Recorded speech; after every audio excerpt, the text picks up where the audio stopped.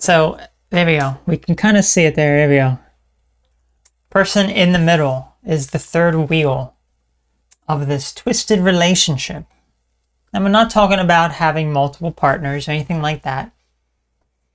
I guess that could apply though. But we're going to talk about being a third wheel in a relationship. Because as you can see here, we got two people on the side. They're holding each other's hands. I gotta like really duck out of here. And the person in the middle may be oblivious to what's going on here. Being the third wheel in a relationship or a friendship or anything along those lines can really cause a lot of problems. So here we're going to talk about some of the signs about being in this third-party relationship, third-party situation that you may find yourself in that is not going to do any good for you. It's only going to cause harm and pain for everyone involved. So let's think of some examples.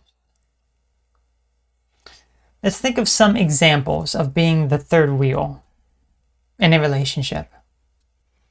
Perhaps you are friends with someone and they have a bunch of other friends, and whenever you go and do something with them, they have to bring a bunch of their other friends along.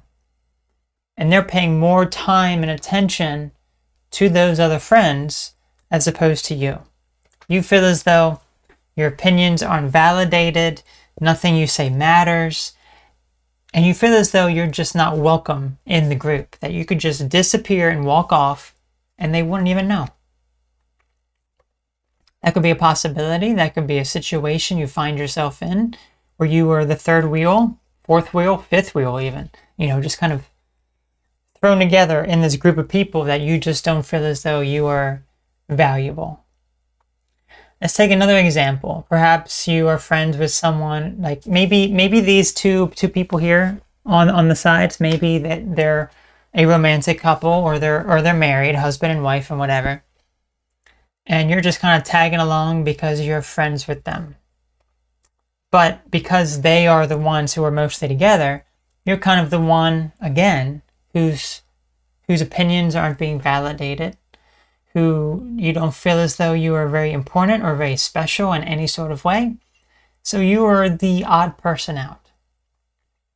You're not the priority in these people's lives. You're the outcast. You're the person who is just kind of tagging along for whatever ride that they are doing. But you're not the one who's actively participating in any sort of meaningful way. That's such a negative situation to be in. But it's very important that you recognize it.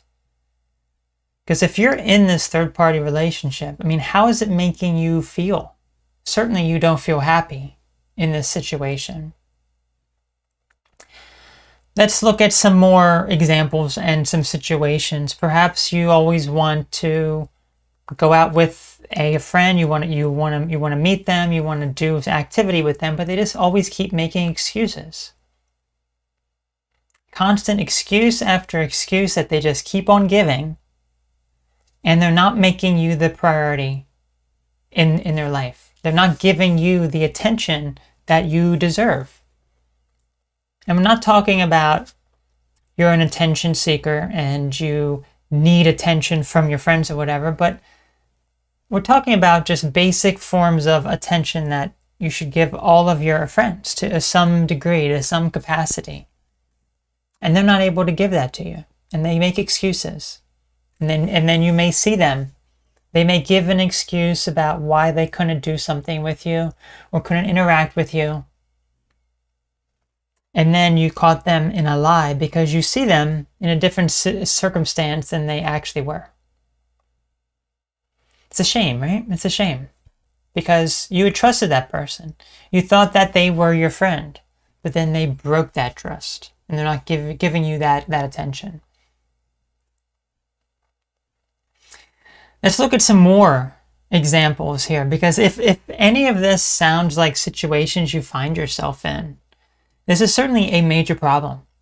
And you're in a particular situation that really is not doing you any good. It's just bringing you down, making you feel bad. But let's look at a few more examples just to really understand the whole scope of this. Let's talk. So this has always been, we've talked about, friendships, situations like that could be on more of a friendly term, but let's put yourself in a situation maybe that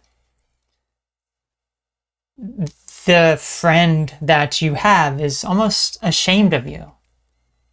They feel ashamed of you, so they have to hide you. And they're sneakily pretending as if they don't know you to other people. They don't talk about you to other people. They don't mention you.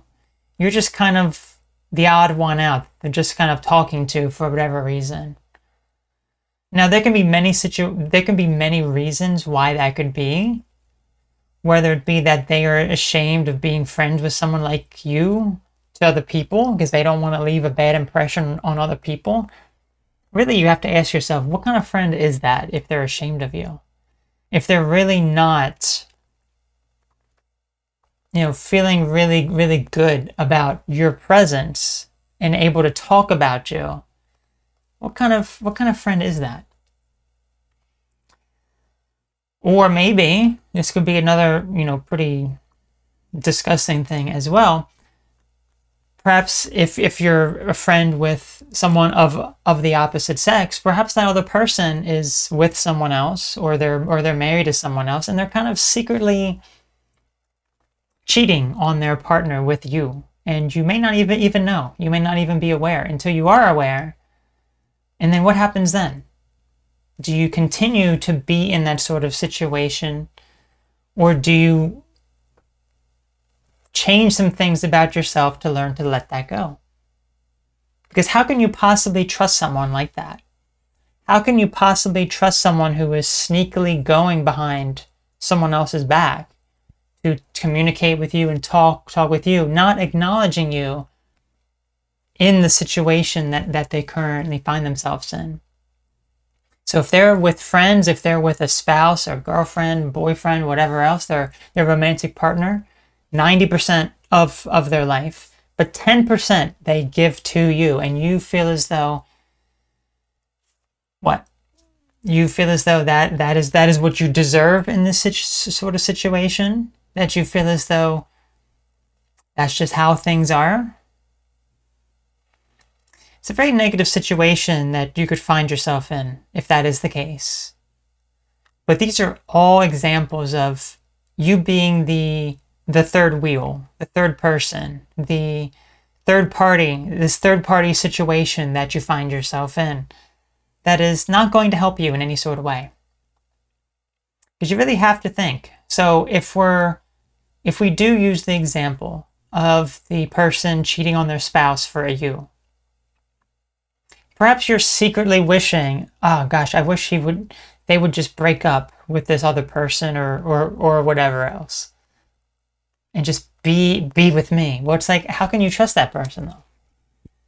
If they had cheated on their current partner with you, what makes you think that they're going to be faithful to you? It doesn't make any sort of sense. So you really have to put things into perspective and realize what the situation you find yourself in, and what are some things that you can really go about changing it? Because if you're in this sort of situation, it's not going to help you. So we're going to talk about how to get out of this third-party situation.